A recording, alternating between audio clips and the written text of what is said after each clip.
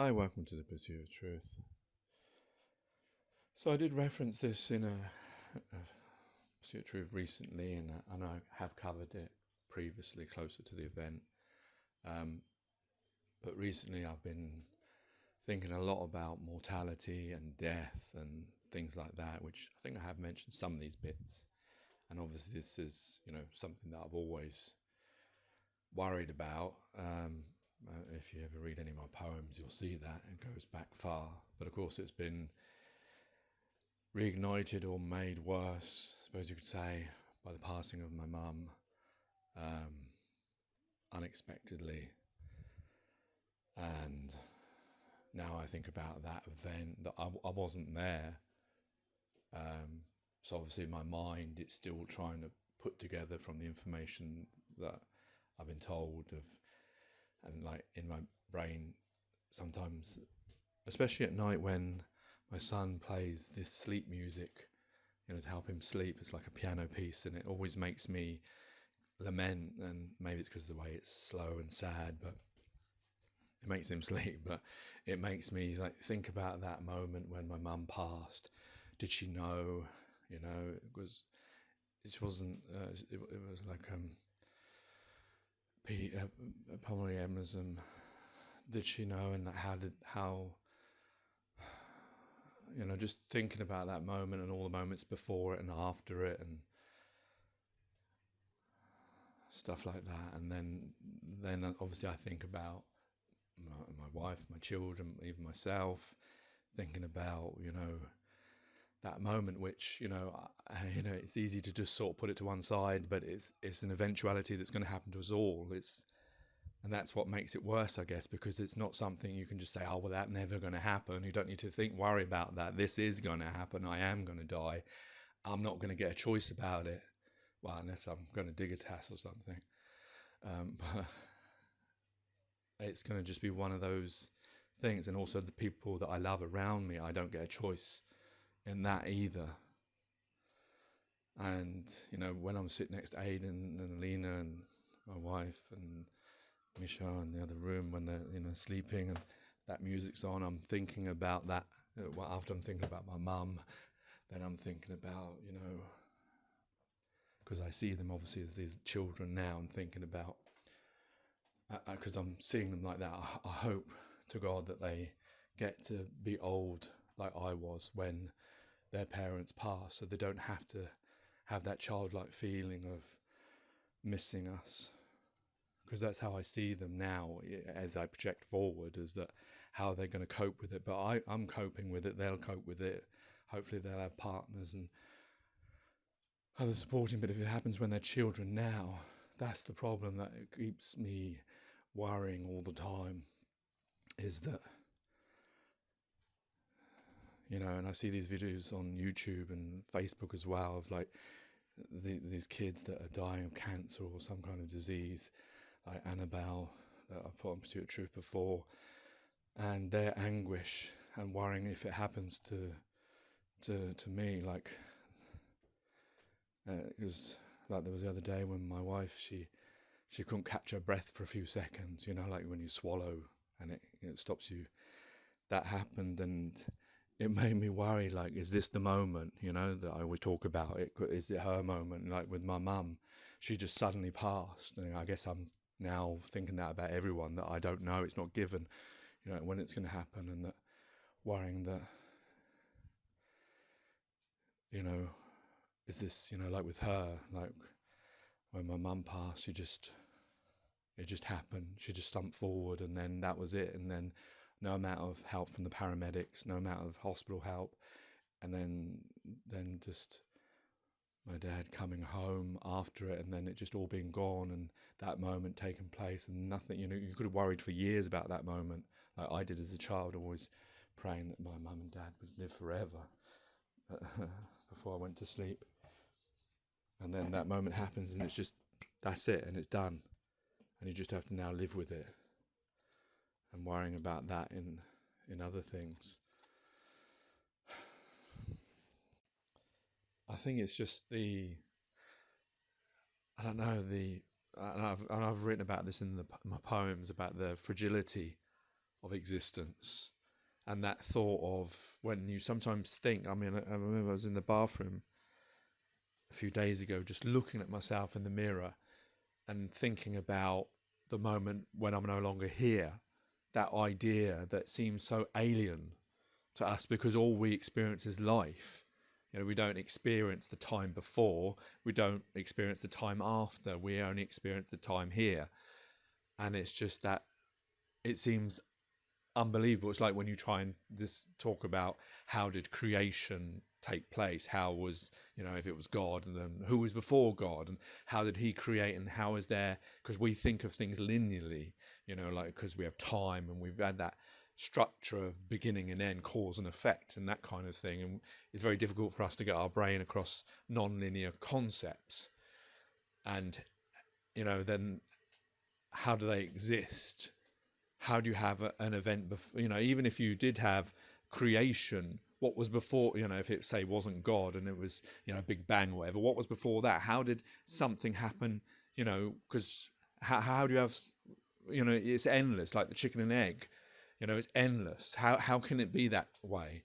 How, you know, whatever your solution is, if you say God came about and created everything, or if you say that, you know, space was all there, and then it just came about, you know, both of those, like what was before both of those, and what was before that, and before that, and before that, and before, and it's like as nauseum, you know, and it's like, but also you feel, when I was looking in the mirror, just thinking about, I'm looking at myself now, I'm alive, but I know there'll be a time when I'm not. Like these recordings, I'm recording them now when I'm alive, knowing that there's 700 of them. There may be 700 after, or there may only be one after, or this may be the last one, or it may never get posted. And that concept of that, why I'm recording this now, you may be listening to this when I'm gone. This could be Aidan or Alina or Michelle or Anarchy or Karen or my dad listening to this now, much like my mum. You know, I have a recording of her when we used to sing a Beatles song, Here, There and Everywhere. I have a recording of her singing it, me singing it, and I think I even dubbed two together, probably very rudimentally, because this would have been in either the late 80s or the early 90s. And that idea of having, I could go and listen to that now. If I listened to it when she was alive, she would have still been alive. If I listened to it now, she's gone, no more. Same as me, these recordings. It seems weird to think that I'm recording this now alive, but it can still be listened to after this time when I'm dead. And you'll be listening to this thinking, well, yeah, when he was recording that, he was alive thinking about this, but now he's gone and I'm alive, and yet I'm going to go through that. We all have to go through that process, and it seems so bizarre to think, how can it be? And I know there'll be a time when I'll get that, what I call the moment, is when there'll be a time where, you know, I have a heart attack or just collapse or don't wake up. And, well, if it's the latter, I won't know about it. But if it's the others, you know, I'll know that this is the moment and this is the thing that I've been worrying about all this time. There's nothing, and I'll be wanting to stay alive and wanting to get help and not knowing whether I will get that or not. Maybe I'll collapse and then I'll wake up again. Or maybe I won't. And then it'll be all be over. And everyone else has to pick up the pieces of that. Same like when my mum passed, at how, you know, 1 minute she was alive and everything was okay, and the next minute she's gone. And then everything's destroyed, and it's like all you have is going back on memories all the time and what ifs and all that kind of stuff. I don't know what anyone else thinks about this concept of our existence and the fragility of it and what's after it, and how it feels so weird to think about your existence as ending, because it seems like, you know, sometimes I think, like, do people actually really die? Because I don't have any kind of way of going. Now obviously I do, because I can't see my mum anymore, so I know there is such a thing, but it's just, it feels so alien because all you feel is alive. Even if you're sick, you know, you still feel alive, and it's like that concept will go away one day, that I will be gone. And that of it, I often think about that, obviously, of the twins and all that kind of stuff as well, and my wife and my dad and my sister. And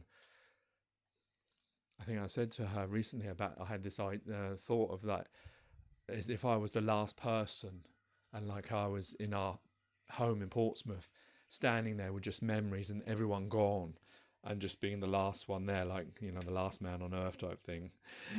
And it's like that, you know, obviously unlikely I would surpass my children, but, you know, but just having that feeling of being the last one, and having, you know, that we have to get to that stage, you know, that one of us will be the last one of, say, of your family, you know, of your mum, your dad, your brothers and your sisters, you know, unless everyone goes at the same time, which is very unusual. It'll be one by one, and then there'll be one person left to remember everything. And then when that one person's gone, there'll be no one to remember nothing. And then it's all gone.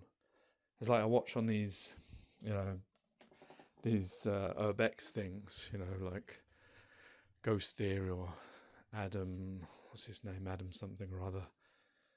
They're probably my like videos, and Ghost Adventures of Cornwall.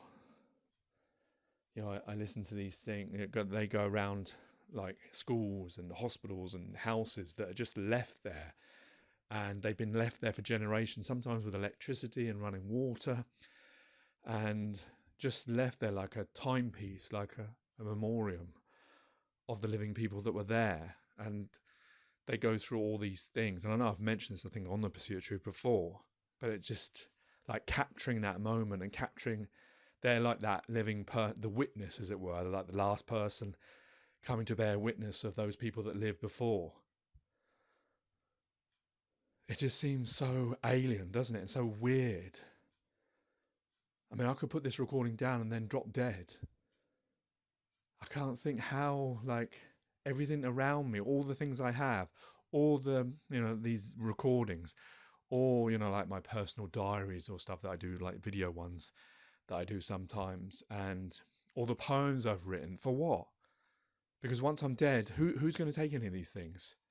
You know, hopefully someone can publish them and make money out of them and get me recognition for these great works. But what is the point of it all? Sometimes that makes me think about that. Like, I know the true eventuality is that one day I was supposed to be. And so what's the point of all these things? I mean, yes, okay, it passes my time, it gives me enjoyment and stuff, but there'll be a time when I'll, you know, all these things are left for someone else to do something with. It just seems so strange. And that's what my head keeps going around thinking about, and thinking about my loved ones, if they were to go before me, or if I was to go before them, what effect it's going to have on them. And they will have to deal with the things like I'm dealing with the loss of my mum. They will have to deal with the loss of their dad or their husband, and the cruelness of that. It just feels so cruel that, yeah, I know we're so lucky to have existence, but the cruelness of having to lose a loved one seems so cruel. And I know there are far worse ways to go. I see on, like I mentioned, on videos of young children or old couples that I've seen recently that keep popping up on like feeds, and just seeing those final moments of people that have been captured by video, and feeling that pain of some complete stranger I know no one of, and yet I feel that sadness, you know, that the loved ones who are left behind must feel when they see their loved one before them go. It just seems so cruel sometimes, and then there's nothing we can do about it, because we'll all have to go through it. As much as, you know, it'll go out of my mind for a few weeks or months or years, like it does with everyone. Someone will listen to this now and have to think about this because I brought it up, and then it'll go again. Maybe there are some people that get to just, you know, not even think about these kind of deep things or depressive things or mortality, and just live their life on and on and on, fast and furious, until it is gone. I guess I'm very reflective, but yeah. I'm sure there's a lot more I could say, but I think I've said most of the things I wanted to say. Take care, take it easy, God bless, and peace.